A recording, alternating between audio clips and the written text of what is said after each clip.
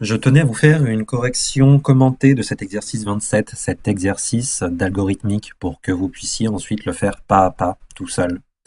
Dans cet exercice, on demande de tester si un nombre est solution d'une équation du second degré. Donc, pour cela, pour faire fonctionner mon algorithme, on va avoir besoin, comme toujours, de variables. Les variables, c'est tout ce que l'on va donner à l'ordinateur pour faire fonctionner l'algorithme. Des choses qu'il ne connaît pas déjà, des nombres dans la majorité des cas. Pour faire une petite comparaison, une variable, c'est comme une boîte que le programme va repérer par une étiquette. Et pour avoir accès au contenu de la boîte, il suffit de la désigner par son étiquette. Donc de quoi vais-je avoir besoin ici? Eh bien, je vais avoir besoin d'un nombre que je vais appeler A, qui sera mon coefficient devant mon x au carré. Je vais avoir besoin d'un nombre B, qui sera mon facteur devant x. J'aurai besoin d'un nombre C, le terme constant, et j'aurai besoin d'un nombre que l'on me demande d'appeler z. Je vais tester donc si ce nombre est solution de l'équation x carré plus bx plus c égale 0. Qu'est-ce qui va se passer? Bien, dans un premier temps, il faut déjà que je connaisse les nombres a, b, c et z. Donc je vais demander à l'utilisateur quelle est la valeur du nombre a. Donc va s'afficher à l'écran cette question et lui va répondre quelque chose. Ce quelque chose, ce sera mon nombre a. Donc je vais demander à l'ordinateur de lire cette réponse et de la stocker dans ma variable a. Et je vais faire pareil pour b, c et z. Donc pour éviter d'écrire à chaque fois cette question, je vais faire un copier-coller. Donc hop, là en revanche je vais aller à la ligne. Et je vais afficher la question, quelle est la valeur du nombre b? Je vais lui demander de lire ce nombre, de le stocker dans la variable b. Je fais de même avec c, quelle est la valeur du nombre c? Je lis la variable c. Et enfin, je fais pareil avec mon nombre dont je veux tester s'il est solution ou non de l'équation du second degré, z, et je stocke dans z, la variable z.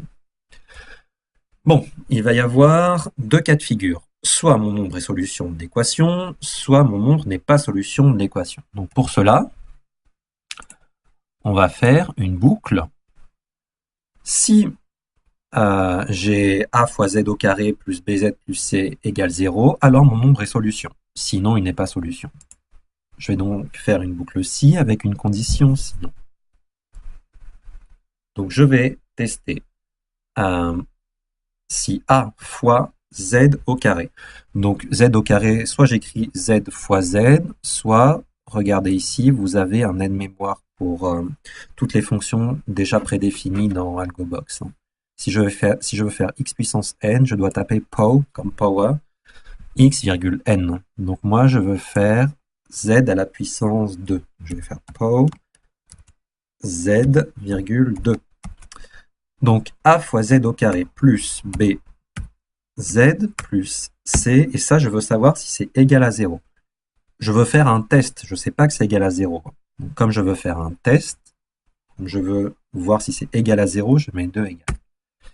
Donc si az carré plus bz plus c égale à 0, alors, qu'est-ce qu'il se passe? Eh bien, je vais afficher à l'utilisateur le nombre z est solution de cette